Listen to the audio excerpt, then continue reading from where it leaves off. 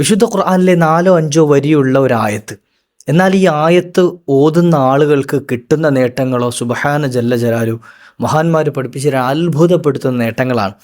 നമുക്കൊക്കെ ചൊല്ലാനറിയുന്ന, നമ്മളൊക്കെ ചൊല്ലി പരിചയമുള്ളൊരായത്താണ്. ഇനി പ്രത്യേകമായിട്ട് അത് കുത്തിയിരുന്ന് പഠിക്കേണ്ട ആവശ്യമൊന്നുമില്ല.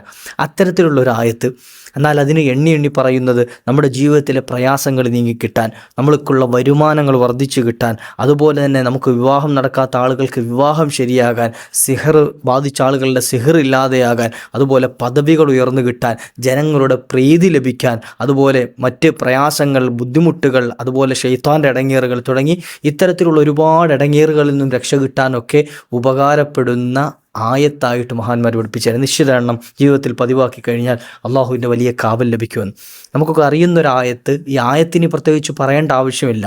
എന്നാൽ അതിൻ്റെ മഹത്വങ്ങളൊന്ന് മനസ്സിലാക്കിയിട്ട് ഇതൊക്കെ എനിക്ക് കിട്ടും എന്ന് കരുതിയിട്ട് റബ്ബ് എനിക്ക് നൽകുമെന്ന പ്രതീക്ഷയോടുകൂടി ചെയ്തു കഴിഞ്ഞാൽ വലിയ കൂലി ലഭിക്കുന്ന, നമ്മുടെ ജീവിതത്തിൽ വെച്ചടി കയറ്റം കിട്ടാൻ കാരണമായി തീരുന്ന ഈ അത്ഭുത ആയത്ത് നമുക്കൊന്ന് മനസ്സിലാക്കാം, പഠിക്കാം, ജീവിതത്തിൽ പതിവാക്കാൻ ശ്രമിക്കാം. ഇൻഷാ അല്ലാഹ് മറ്റുള്ളവരിലേക്ക് എത്തിച്ചു കൊടുക്കുക. ഈ ആയത്ത് ഞാൻ ഇന്ന് പറയാനൊരു കാരണമുണ്ട്. ഇൻഷാ അല്ലാഹ് അതോടെ ഞാൻ പറഞ്ഞു തരാം. വീഡിയോ മുഴുവനായി കേൾക്കുക, മറ്റുള്ളവരിലേക്ക് എത്തിച്ചു കൊടുക്കുക.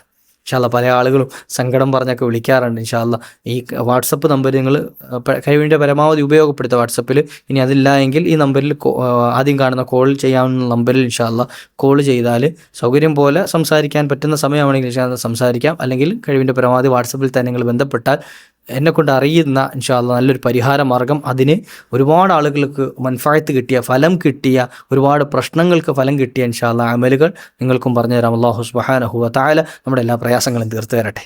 അസ്സലാമു അലൈക്കും വറഹ്മത്തുള്ളാഹി വബറകാതുഹു. ബിസ്മില്ലാഹി വൽഹംദുലില്ലാഹ്. വിശുദ്ധ ഖുർആനിലെ അത്ഭുതപ്പെടുത്തുന്ന ഒരു ആയത്തിൻ്റെ കഥ പറഞ്ഞു. എന്താണ് ഈ ആയത്ത് ഞാൻ ഇന്ന് സൂചിപ്പിക്കാനുള്ള കാരണം? ഏതാണ് ആയത്ത്? നമുക്കൊക്കെ അറിയുന്ന ആയത്തുൽ കുർസിയാണ്. ആയത്തുൽ കുർസിയുടെ ഫളായിലൊക്കെ ഞങ്ങൾക്ക് അറിയാം ഉസ്താദേ എന്ന് കരുതണ്ട. ആയത്തുൽ കുർസിക്ക് ഒരുപാട് നേട്ടങ്ങളുണ്ട്, പറഞ്ഞാലും തീരാത്തത്ര നേട്ടങ്ങൾ മഹാന്മാർ പഠിപ്പിച്ചു തരുന്നുണ്ട്. മുത്തുനബി തങ്ങളുടെ ഹദീസിൽ തന്നെ എത്രയാണ് വന്നിട്ടുള്ളത്. എന്നാൽ ഈ ആയത്തുൽ കുർസി നമ്മുടെ ഒരുപാട് കാര്യങ്ങൾക്ക് പരിഹാരമാണ് എന്ന് പറഞ്ഞാൽ അത് ചിലപ്പോൾ നമ്മൾ കേട്ടിട്ടുണ്ടാവില്ല. പലതും നമ്മൾ കേട്ടതുണ്ടാവും, കേൾക്കാത്തതുണ്ടാവും. അപ്പോൾ നമുക്ക് പഠിച്ചു വെക്കാം. നമ്മുടെ ജീവിതത്തിൽ ഒരുപാട് മാറ്റങ്ങൾ കൊണ്ടുവരാൻ ആയത്തുൽ കുർസി കഴിയും. ഞാനിത് ഇന്ന് എടുത്ത് പറയാനുള്ള കാരണം, കഴിഞ്ഞ ഒരു മാസങ്ങൾക്ക് മുമ്പ് ഒരു സഹോദരൻ, അദ്ദേഹം വളരെ ദയനീയ അവസ്ഥയിൽ കഴിയുന്ന, അതായത് പാവപ്പെട്ടൊരു സഹോദരൻ, കിടക്കയിലാണ്. സത്യം പറഞ്ഞാൽ അദ്ദേഹത്തിൻ്റെ ജീവിതം മുന്നോട്ട് പോകുന്നത് കിടക്കയിലായിട്ടാണ്. അത്തരത്തിലുള്ള ഒരു കുടുംബം, ആ ഒരു കുടുംബത്തിൽ വിവാഹപ്രായമെത്തി 30 വയസ്സ് കഴിഞ്ഞൊരു സഹോദരി, വിവാഹപ്രായം കഴിഞ്ഞു. അവർക്ക് എന്ത് ചെയ്യാം, നമ്മൾ സാധാരണഗതിയിൽ വിവാഹപ്രായം നമ്മൾ ഉദ്ദേശിക്കുന്ന ഒരു വയസ്സുണ്ടല്ലോ സ്ത്രീകളെ സംബന്ധിച്ചിടത്തോളം. ആ ഒരു വയസ്സ് കഴിഞ്ഞിട്ടും വിവാഹം നടത്തി കൊടുക്കാൻ ഗതിയില്ലാതെ, ഗത്യന്തരമില്ലാതെ കഴിഞ്ഞൊരു സഹോദരി. സുബ്ഹാനല്ലാഹ്. എൻ്റെ വീഡിയോ കണ്ടിട്ട് എന്നെ കോൺടാക്റ്റ് ചെയ്തു. കുറച്ച് നേരം സംസാരിക്കാൻ പറ്റുമെന്ന് ചോദിച്ചു. ഞാനുമായി സംസാരിച്ചു. അവരുടെ സങ്കടങ്ങൾ കേട്ടപ്പോൾ നമുക്കത് കേട്ടപ്പോൾ വലിയ വിഷമം തോന്നി. കാരണം നമ്മുടെ കുടുംബത്തിനും പെൺമക്കളുണ്ട്, സഹോദരിമാരുണ്ട്. അവരൊക്കെ നല്ല പ്രായത്തിൽ അവർ വിവാഹം കഴിച്ചു പോയപ്പോൾ ഇതുപോലെ ചോരയും നീരും ഒക്കെ ഉള്ളൊരു പെൺകുട്ടി വിവാഹമൊന്നും ശരിയാകാതെ എന്ത് ചെയ്യുക, അല്ലെങ്കിൽ ശരിയായ തന്നെ അത് നടത്തി കൊടുക്കാൻ വകുപ്പില്ലാതെ കഴിയുന്ന ഒരു സഹോദരി. അപ്പോൾ ഇത് കേട്ടപ്പോൾ ഞാൻ ഇൻഷാ അല്ലാഹ് എന്ത് ചെയ്യുക, എന്നെക്കൂടി സാമ്പത്തികമായി ഇപ്പോൾ നിങ്ങളെ സഹായിക്കാനുള്ള ഒരു വകുപ്പില്ലാത്ത ആളാണ്. അപ്പോൾ അതുകൊണ്ട് എന്ത് ചെയ്യുക, ഞാൻ ഇൻഷാ അല്ലാഹ് നിങ്ങൾക്കൊരു പരിഹാര മാർഗം പറഞ്ഞു തരാം. നിങ്ങളത് ചെയ്യുക. റബ്ബ് ഏറ്റവും വലിയ ധനികനാണ്. അള്ളാഹുവിൻ്റെ ഖജനാവ് കുറവൊന്നുമല്ല. അള്ളാഹുവിനിപ്പോൾ എല്ലാവർക്കും കൊടുത്താലും തീരൂല. അത്ര അള്ളാഹുവിൻ്റെ ഖജനാവിൽ ഒരു കുലുക്കവും പറ്റൂല. അപ്പോൾ അതുകൊണ്ട് എന്ത് ചെയ്യുക, ചോദിക്കാൻ ധൈര്യമായിട്ട് പറ്റുന്ന ഒരു യജമാനൻ അവനേ ഉള്ളൂ. ഞാനൊരു ഉപാധി, ഒരു മാർഗം പറഞ്ഞു കൊടുത്തു. ഈ കഴിഞ്ഞ ആഴ്ച എന്നെ വിളിച്ചിട്ട് ആ സഹോദരൻ വല്ലാത്ത സന്തോഷം, ഉസ്താദേ നിങ്ങൾക്ക് നന്ദിയുണ്ട് എന്ന് പറഞ്ഞാൽ പറയും, എനിക്കല്ല നന്ദി, നിങ്ങൾക്ക് എന്തെങ്കിലും റബ്ബ് നൽകിയിട്ടുണ്ടെങ്കിൽ അള്ളാഹുവിന് നന്ദി പറയണം. അദ്ദേഹം മാറ്റി അൽഹംദുലില്ലാ, ഒരുപാട് തവണ ഫോണിൽ കൂടെ തന്നെ അൽഹംദുലില്ലാ പറഞ്ഞിട്ട് പറയാം, ഉസ്താദേ എൻ്റെ മകളുടെ വിവാഹം ശരിയായി. സാധാരണഗതിയിലും ഇത്തരത്തിലുള്ള പെൺകുട്ടികളെ ചിലപ്പോൾ 2ാം കെട്ടുകാരൊക്കെ ആയിരിക്കും കിട്ടുക. എൻ്റെ അടുത്ത് ഇങ്ങോട്ട് പറഞ്ഞാണ് അദ്ദേഹം, സാധാരണ ഞാൻ അങ്ങനെ പ്രതീക്ഷിച്ചത്, എന്തെങ്കിലും 2ാം കെട്ടുകാരെങ്കിലും വന്ന് കെട്ടിക്കൊണ്ട് പോട്ടെ എന്നായിരുന്നു. പക്ഷേ വിവാഹം കഴിച്ചിട്ടില്ലാത്ത, ഇതുപോലെ തന്നെ പെങ്ങളെ കെട്ടിക്കാനുള്ളതിൻ്റെ പേരിൽ കുറച്ച് വിവാഹം കഴിക്കാൻ വൈകിയ, അവളുടെ 1 വയസ്സോ 1 2 വയസ്സിന് വ്യത്യാസം മാത്രമേ ഉള്ളൂ ഈ ചെറുപ്പക്കാരൻ 32 അങ്ങോട്ട് വയസ്സേ പ്രായമുള്ളൂ. അദ്ദേഹം ഈ പെൺകുട്ടി വിവാഹം കഴിക്കാമെന്ന് സമ്മതിച്ചു, അത് ഉറപ്പിച്ചു, എല്ലാ കാര്യവും റാഹത്തായിട്ടുണ്ട്. ഒരു കല്യാണ ചെലവ് പോലും അവരറിയണ്ട എന്നാണ് പറഞ്ഞത്. സ്വർണം ആവശ്യമില്ല, അതുപോലെ തന്നെ ആർഭാടം പിടിച്ച വസ്ത്രമോ അതൊന്നുമില്ല. എന്താണോ നിങ്ങൾ ഇട്ടിരിക്കുന്ന വസ്ത്രത്തിലാണ് ഇറക്കി കൊടുക്കുന്നതിൽ അത്തരത്തിൽ അങ്ങനെ തന്നെ കൂട്ടിക്കൊണ്ടു പോകാനും ആ കുടുംബം തയ്യാറാണ് എന്ന് അറിയിച്ചിട്ടുണ്ട് എന്ന് വലിയ സന്തോഷം പറഞ്ഞു. അൽഹംദുലില്ലാഹ്, ഒരു പിതാവിൻ്റെ സന്തോഷം അത് നമ്മൾ കേൾക്കുമ്പോൾ, പെൺമക്കളുള്ള വിവാഹപ്രായമെത്തി വിവാഹം ചെയ്യാൻ സമയമെടുത്ത പെൺമക്കളുള്ള മാതാപിതാക്കൾക്ക് എൻ്റെ ഈ വാക്ക് മനസ്സിലാവും, ഞാൻ ഈ പറഞ്ഞതിൻ്റെ ആ ഒരു ആഴം മനസ്സിലാവും. അല്ലാത്ത ആളുകൾക്ക് കാര്യമില്ല പറഞ്ഞിട്ട്, പെൺമക്കളുള്ള ആളുകൾക്ക് പെട്ടെന്ന് ഉൾക്കൊള്ളാൻ കഴിയും. കാരണം എന്താ, ശരിയാണ്, ഒരു പിതാവ് ആ സമയത്ത് അല്ലെങ്കിൽ ഒരു മാതാവ് ആ സമയത്ത് അനുഭവിക്കുന്ന ഒരു ടെൻഷനുണ്ട്. കാരണം എന്താ, റാഹത്തായി അല്ല, പെണ്ണൊരു ബാധ്യത ആയതുകൊണ്ടല്ല, പെൺകുട്ടി ബാധ്യത ആയതുകൊണ്ട്, മറിച്ച് റാഹത്തായി ഈ പെൺകുട്ടിയെ മറ്റൊരാളുടെ കയ്യിൽ ഏൽപ്പിച്ചു കൊടുക്കണം എന്ന് കരുതിയിട്ടാണല്ലോ. അപ്പം അൽഹംദുലില്ലാഹ്, അല്ലാഹു തരത്തിൽ വിവാഹപ്രായമെത്തി എല്ലാവർക്കും റാഹത്തുള്ള നല്ല ഇണകളെ നൽകി അനുഗ്രഹിക്കട്ടെ. ഞാനിത് പറയാൻ കാരണം, ഞാൻ അവർക്ക് പറഞ്ഞു കൊടുത്ത ആ ഒരു അമൂല്യമായ നിധി, അല്ലെ ഞാൻ അവരുടെ കയ്യിൽ കൊടുത്ത ആ വലിയ സമ്പത്ത് ആയത്തുൽ കുർസിയാണ്. ആയത്തുൽ കുർസി അത് എൻ്റെ വകയായിട്ട് പറഞ്ഞു കൊടുത്താലും മഹത്തുക്കൾ പറഞ്ഞു തന്നത് എൻ്റെ അറിവിലുണ്ടായിരുന്നു. ഞാൻ അവർക്ക് പറഞ്ഞു, നിങ്ങളിങ്ങനെ ചെയ്തു നോക്കണം, ഇൻഷാ അല്ലാഹ് നിങ്ങൾക്കതിന് ഫലം കിട്ടുമെന്ന്. അതുപോലെ ആയത്തുൽ കുർസി വലിയ അത്ഭുതമുള്ള സാധന, ആയത്തുൽ കുർസി വലിയ നേട്ടം ലഭിക്കുന്ന സാധനമാണ്. ഇൻഷാ അല്ലാഹ് നമ്മുടെ ജീവിതത്തിൽ ഇന്നോട്ട് പതിവാക്കണം. നബി തങ്ങളുടെ എത്രയോ ഹദീസുകളുണ്ടല്ലേ, ആയത്തുൽ കുർസി ആരെങ്കിലും ഒരാൾ എല്ലാ നിസ്കാര ശേഷവും മുടങ്ങാതെ പതിവാക്കിയാൽ അയാളും സ്വർഗവും തമ്മിലുള്ള വ്യത്യാസം, അതായത് മൂപ്പര് സ്വർഗത്തിലെത്താനുള്ള വ്യത്യാസം മരണം മാത്രമാണ്.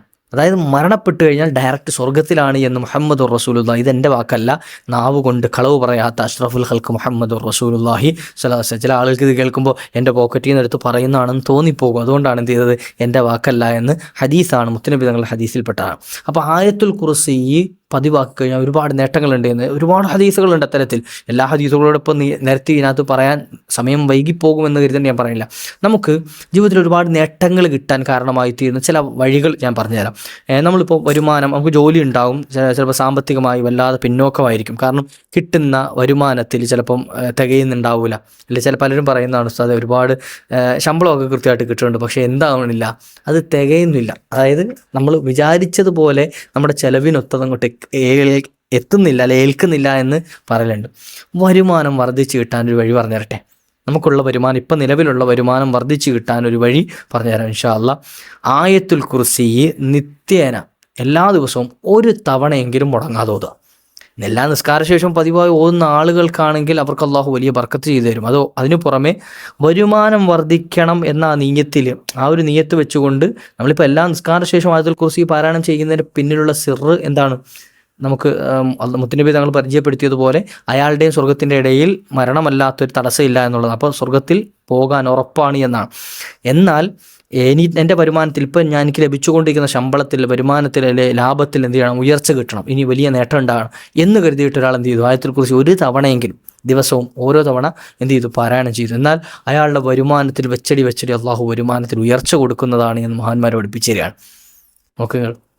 ഇനി ഞാൻ നേരത്തെ പറഞ്ഞല്ലോ, വിവാഹം ശരിയാകാതെ വിഷമിക്കുന്ന ആളുകൾ, എത്രയോ ആളുകൾ സങ്കടം പറഞ്ഞ ആളുകളുണ്ട്, വിവാഹം നടക്കണില്ല, ഞങ്ങൾ അനുയോജ്യരായ ഇണകളെ കിട്ടാൻ, ചിലപ്പോൾ മക്കളുടെ വിഷയം പറഞ്ഞവരുണ്ട്, സഹോദരങ്ങളുടെ വിഷയം പറഞ്ഞവരുണ്ട്, അതുപോലെ കുടുംബാദികൾപ്പെട്ട പലരുടെയും വിഷയം പറഞ്ഞുകൊണ്ട്. ഈ അടുത്തൊരു സഹോദരൻ തൻ്റെ അയൽവാസിയുടെ മകളുടെ വിവാഹം പറഞ്ഞിട്ട് അത് നടക്കുന്നില്ല, മുടങ്ങി പോവുകയാണെന്നൊക്കെ പറഞ്ഞിട്ട് ഇങ്ങനെ ദുആ ചെയ്യാൻ ഏൽപ്പിച്ചിട്ടുണ്ട്. അപ്പോൾ അത്തരത്തിൽ ഒരുപാട് ആളുകൾ സങ്കടപ്പെടുന്നവരുണ്ട്. ഇൻഷാ അല്ലാഹ് മഹാന്മാർ പഠിപ്പിച്ചു തരികയാണ്, ആരെങ്കിലും വിവാഹം നടക്കാൻ ഉദ്ദേശിക്കുന്ന ആളുകൾ, സ്ത്രീയാകട്ടെ പുരുഷനാകട്ടെ, അത്തരത്തിലുള്ള ആളുകൾ 170 തവണ, ഈ കണക്ക് ഞാൻ എൻ്റെ വകയായിട്ട് പറയല കേട്ടോ, 170 തവണ വീതം 41 ദിവസം, 41 യൗമൻ, 41 ദിവസം ആരെങ്കിലും ഒരാൾ ആയത്തുൽ കുർസി 170 തവണ വീതം നിരന്തരം പതിവാക്കി, ഏതെങ്കിലും ഒരു സമയം അതിനുവേണ്ടി മെനക്കെട്ടിരുന്നിട്ട്, ദിവസത്തിൽ ഏതെങ്കിലും ഒരു സമയം മെനക്കെട്ടിരുന്ന് എന്ത് ചെയ്യുക, 170 തവണ വിവാഹം നടക്കണമെന്ന് ഉദ്ദേശിക്കുന്ന ആളുകൾ പതിവാക്കി കഴിഞ്ഞാൽ ആ വ്യക്തിയുടെ വിവാഹം എത്രയും പെട്ടെന്ന് ഖൈറായ ഇണയോടുകൂടി അള്ളാഹു നടത്തി കൊടുക്കുന്നതാണ്. എന്താണോ അദ്ദേഹം ഉദ്ദേശിക്കുന്നത്, നല്ല ഖൈറായ ഇണ, സ്വാലിഹത്തായ ഇണ, അല്ലെ സ്വാലിഹായ ഇണയാണല്ലോ നമ്മളൊക്കെ ആഗ്രഹിക്കുന്നത്. അപ്പോൾ അത്തരത്തിൽ സ്വാലിഹായ ഇണയെ കൊണ്ട് അള്ളാഹു സുബ്ഹാനഹു വ തആല വിവാഹം എത്രയും പെട്ടെന്ന് നടത്തി കൊടുക്കുന്നതാണ് എന്ന് മഹത്തുക്കൾ പഠിപ്പിച്ചു തരികയാണ്. അപ്പോൾ വരുമാനം ഉണ്ടായിത്തീരാൻ, വർദ്ധിച്ചു കിട്ടാൻ, വിവാഹം നടന്നു കിട്ടാൻ.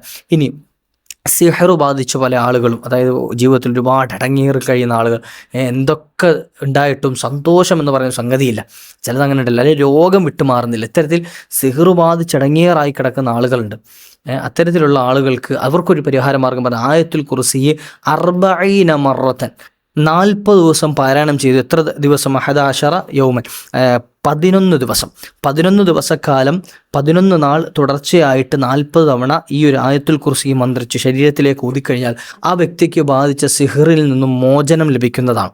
വലിയ കടുകട്ടി സിഹറൊക്കെ ഇങ്ങനെ ബാത്തിലാകും എന്നല്ല പറഞ്ഞതിൻ്റെ അർത്ഥം കേട്ടോ. അതും ഒരു പരിധി വരെ ശമനം ലഭിക്കാൻ കാരണമായി തീരും. ആ പ്രശ്നങ്ങളിൽ നിന്നും ശമനം ലഭിക്കാൻ കാരണമായി തീരും. സിഹർ ചെയ്യുക എന്നുള്ളത് വലിയ കുറ്റമാണ്, പാപമാണ്.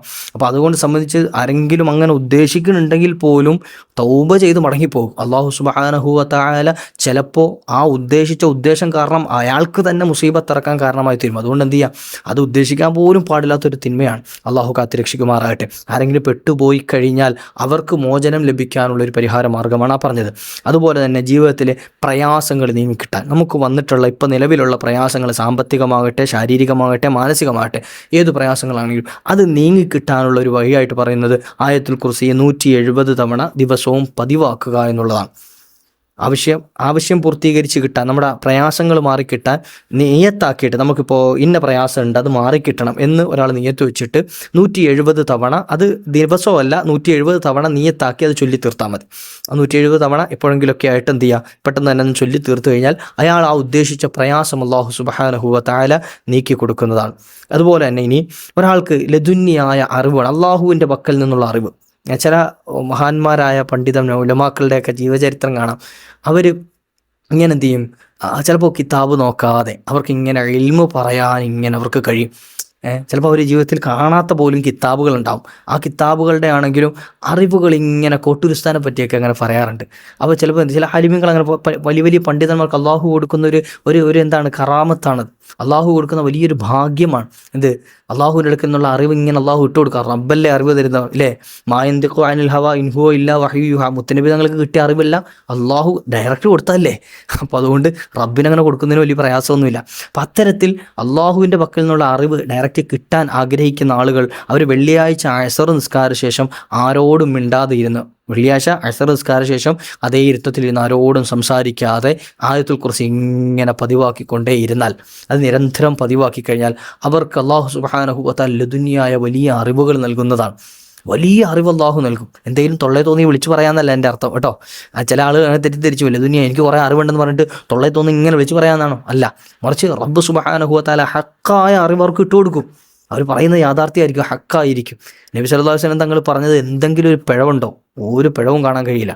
അമ്പിയാ മുർസലീങ്ങളുടെ ജീവചരിത്രം നോക്കി അവർക്ക് അള്ളാഹു കൊടുത്ത അറിവ് അങ്ങനത്തെ അറിവാണ് അവരുടെ ജീവിതത്തിൽ. അതുകൊണ്ട് തന്നെ പിഴവില്ല. അവർ പറഞ്ഞ വിഷയങ്ങൾ മാറ്റിപ്പോയി. ഇപ്പം നബിതങ്ങൾ പറഞ്ഞൊരു വിഷയം അത് മാറ്റി പറയേണ്ട ആവശ്യം വന്നിട്ടുണ്ടോ? ഇല്ല. നബിതങ്ങൾ പറഞ്ഞ കാരണം എന്താ? റബ്ബാണത് കൊടുത്ത, റബ്ബല്ലേ ഹക്കായ അറിവ് നൽകുന്നവൻ. അപ്പോൾ ആ അള്ളാഹു ആണത് കൊടുത്തത്. അപ്പോൾ അതുകൊണ്ട് എന്ത് ചെയ്യുക, അത് മാറ്റി പറയേണ്ടി വരില്ല. അതുകൊണ്ട് തൊള്ളേ തോന്നി വിളിച്ച് പറയുക എന്നല്ല ആ പറഞ്ഞതിൻ്റെ അർത്ഥം. ഇനി വലിയ വലിയ പദവി ലഭിക്കണമെന്ന് ആഗ്രഹിക്കുന്നവരാണെങ്കിൽ, ഞാനിങ്ങനെ ആഗ്രഹിക്കുകയാണ് എനിക്ക് വലിയ വലിയ ഉന്നത പദവി ലഭിക്കണം, എന്നാൽ ആയത്തുൽ കുർസി പറ്റും. ആയത്തുൽ കുർസി എന്ത് ചെയ്യണം? ആയത്തുൽ കുർസി 333 തവണ ആരെങ്കിലും ഒരാൾ നിരന്തരമായിട്ട് അത് പാരായണം ചെയ്താൽ, 333 തവണ നിരന്തരം പാരായണം ചെയ്തു കഴിഞ്ഞാൽ അല്ലാഹു സുബ്ഹാനഹു വ തആല ആ വ്യക്തിയുടെ ആ പദവികൾ അള്ളാഹു എന്ത് ചെയ്യും? ഉയർത്തിക്കൊടുക്കും. ഇതെൻ്റെ വകയായിട്ട് പറയുക. കിതാബുകൾ കൃത്യമായിട്ട് മഹാന്മാർ രേഖപ്പെടുത്തി വെച്ചിരിക്കുകയാണ്. എന്താണ് ആയത്തുൽ കുർസിയുടെ നേട്ടങ്ങളെന്ന് കൃത്യമായിട്ട് മഹത്തുക്കൾ പഠിപ്പിച്ചു തരികയാണ്. അതുപോലെ തന്നെ ഒരുപാട് ആയത്തുകളെ പറ്റിയും അതുപോലെ ഖുർആൻ്റെ വലിയ വലിയ അമൂല്യമായ നിധികളെ പറ്റിയിട്ടൊക്കെ കിതാബുകൾ രേഖപ്പെടുത്തിയതായി കാണാം. അവരുടെ ജീവിതത്തിൽ അവർക്ക് അനുഭവിച്ച് അറിഞ്ഞ സത്യങ്ങളെ, ആ ഹക്കുകളെ അവർ നമുക്ക് പറഞ്ഞു തരികയാണ്. അള്ളാഹു നമ്മുടെ ജീവിതത്തിൽ പതിവാക്കാനുള്ള ഭാഗ്യം നൽകുമാറാട്ടെ. ജനങ്ങളുടെ പ്രീതി ഉണ്ടാകാൻ ആഗ്രഹിക്കുന്നുണ്ടെങ്കിൽ, പ്രീതി എന്ന് ഉദ്ദേശിച്ചത് മറ്റുള്ളവർ നമ്മളോട് മോശപ്പെട്ട രീതിയിൽ പെരുമാറാനോ അല്ലെങ്കിൽ അവരുമായിട്ടൊരു കലഹത്തിന് നിൽക്കാനോ പോകാതെ എല്ലാവരോടും സ്നേഹത്തോടെ സന്തോഷത്തോടെ ജീവിക്കാൻ ആഗ്രഹിക്കുന്നുണ്ടെങ്കിൽ ആയത്തുൽ കുർസി 313 തവണ എല്ലാ ഇശാ നിസ്കാര ശേഷവും അത് പതിവാക്കുകയാണെങ്കിൽ, ഒരാൾ എന്ത് ചെയ്തു? എല്ലാ നിസ്കാര ശേഷവും ആയത്തുൽ കുർസി 313 തവണ വീതം പതിവാക്കി. എന്നാൽ ആളുകൾ അയാളെ ഇഷ്ടപ്പെടും, ജനങ്ങൾ അയാളെ ഇഷ്ടപ്പെടും. അയാളുടെ കുടുംബക്കാരാകട്ടെ, കൂട്ടുകാരാകട്ടെ, അയൽവാസികളാകട്ടെ, സമൂഹമാകട്ടെ, ആരാണെങ്കിലും നാട്ടുകാരാകട്ടെ, അവരെ അങ്ങോട്ട് ജനങ്ങൾ ഇഷ്ടപ്പെടും. അവരെ ആളുകൾക്കിടയിൽ ഒരു പ്രീതിയുള്ള തൃപ്തിയുള്ള മനുഷ്യനായി മാറും. ചില ആളുകൾ അങ്ങനെ ഉണ്ടല്ലോ. ചില ആളുകളുടെ ആളുകൾ ചിലപ്പം സാമ്പത്തികമായിട്ട് വലിയ മെച്ചമൊന്നും ഉണ്ടാവില്ല ആൾക്ക്, പക്ഷെ എന്നാലും ആളുടെ വാക്കിനൊരു വില ജനങ്ങൾ കൽപ്പിക്കും. അത്തരത്തിലുള്ള പല ആളുകൾ നമ്മുടെ നാടുകളിലുണ്ടാവും, ഇല്ലേ? അള്ളാഹു അത്തരത്തിലൊരാളാക്കി മാറ്റും എന്ത് ആയത്തുൽ കുർസി ഇങ്ങനെ പതിവാക്കിയാൽ. അപ്പോൾ ഈ പറഞ്ഞു നോക്കി ആയത്തുൽ കുർസിയുടെ ചില മഹത്വങ്ങൾ മാത്രമാണ്, ഇതുപോലെ ഒരുപാട് മഹത്വങ്ങൾ കിതാബുകളിൽ എഴുതിയതായി കാണാം. അതുകൊണ്ട് തന്നെ ആയത്തുൽ കുർസി ഈ നീയത്ത് വെച്ചുകൊണ്ട് എന്ത് ചെയ്യുക, ഈ പറഞ്ഞ നേട്ടങ്ങളൊക്കെ കിട്ടണമെന്ന് ഞാൻ പ്രത്യേകമായി എടുത്തു പറഞ്ഞ വിവാഹം ശരിയാകാനോ അതുപോലെ തന്നെ പ്രയാസങ്ങൾ നീങ്ങാൻ, അതുപോലെ എന്താ നമ്മുടെ സിഹറു ബാത്തിലാകാൻ, അതുപോലെ വരുമാനത്തിൽ ഉയർച്ചയുണ്ടാകാൻ, ജനങ്ങൾക്കിടയിൽ തൃപ്തി ഉണ്ടാകാൻ, പദവികൾ ഉയർന്നു ലഭിക്കാൻ, ഇങ്ങനെയൊക്കെ നമുക്ക് എന്തെങ്കിലും പ്രത്യേകമായ ആവശ്യങ്ങൾ മുൻനിർത്തിക്കൊണ്ട് ഈ പറഞ്ഞ എണ്ണം പൂർത്തിയാക്കി ചൊല്ലിക്കഴിഞ്ഞാൽ അവർക്കത് ലഭിക്കുന്നതാണ്. അള്ളാഹു സുബ്ഹാനഹു വ തആല ഒരുപാട് നന്മകൾക്ക് നമുക്ക് അവസരം നൽകുമാറാട്ടെ. ഇൻഷാ അല്ലാഹ് മറ്റുള്ളവരിലേക്ക് എത്തിച്ചു കൊടുക്കുക, മറ്റുള്ളവർക്ക് ഉപകാരപ്പെടും, അതിൻ്റെ കൂലി നിങ്ങൾക്കും ലഭിക്കും, എനിക്കും ലഭിക്കില്ല ഇൻഷാ അല്ലാഹ്. ഇനി പ്രത്യേകം എന്തെങ്കിലും ചോദിക്കാനോ പറയാനോ ഉള്ള ആളുകളാണെങ്കിൽ അവർക്ക് ബന്ധപ്പെടാൻ ഇൻഷാ അല്ലാഹ് ഈ നമ്പർ അവർക്ക് കോൺടാക്റ്റ് ചെയ്യാം ഇൻഷാ അല്ലാഹ്. അള്ളാഹു സുബ്ഹാനഹു വ തആല നമ്മൾ ചെയ്തുകൊണ്ടിരിക്കുന്ന എല്ലാ അമലുകൾക്കും വലിയ ഫലം നൽകി അനുഗ്രഹിക്കുമാറാകട്ടെ. മറ്റൊരു അവസരത്തിൽ കണ്ടുമുട്ടാം. വആഖിറു ദഅ്വാനാ അൽഹംദുലില്ലാഹ്. അസ്സലാമു അലൈക്കും വറഹ്മത്തുള്ളാഹി.